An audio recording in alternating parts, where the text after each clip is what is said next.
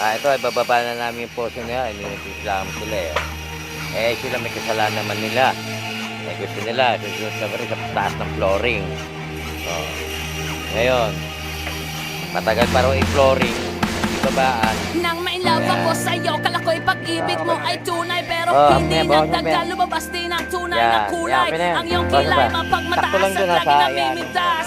Pero sarili kong pera ang iyong winawalas. Para kang Sphinx, ugali mo ay napaka-sticks. Kung hiyain mo ko, talagang nakaka-shrink.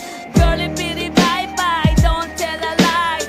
Bakit mo ako laging dinideny? All the goods I've done, wala man lang recognition. Mahilig kang mangoleksyon, pinaliwala aking attention. Yo, anyway, everyday iba't ibang guys ang iyong ka-text. And then one time nahuli kita na meron kang ka-sex. Mas gugustuhin ko pa na magpag-crucify kesa harap-harapan mo akong stupefy. So don't be mad, so don't be sad. Lahat ng kabulkan mo ay ilalahad.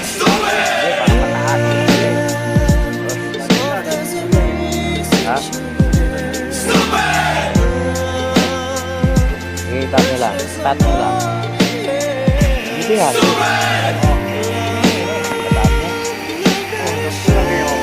Start nyo.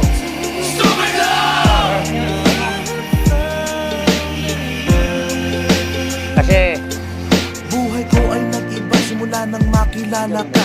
Every hour, every minute, nais kang makita. Halos di kumain, makausap lang sa phone.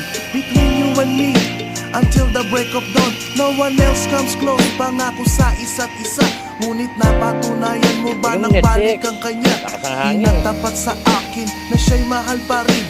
Anong magagawa ko kundi ikaw ay palayain? Halos isumpa sa sakit na naidulot. Pero bakit ang katulad mo di pa rin malimot? Nagmahal ako ng iba ngunit ako'y bigo. Sa pag-ibig ko sa'yo ako'y bilanggo.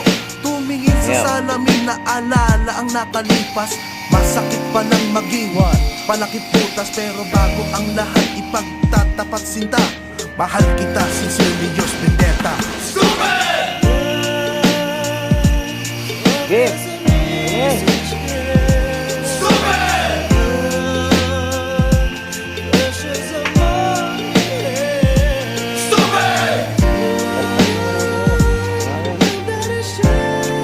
Sagad mo ha, sa baka lang.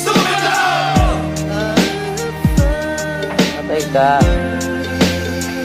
Sagad mo sa baka. Saan nga ba hahantong ang takong ito? Minahal kita pero ako'y ginagumo. And it took a long time bago pa maka-recover. Sa ginawa mo sa akin ay meron pa akong hangover. Naaalala mo pa ba nung tayo pa kasama ka saan man ako magpunta? Pinagsilbihan kita mula ulo hanggang paa. Pati ang bra panty mo ako ang naglalaba.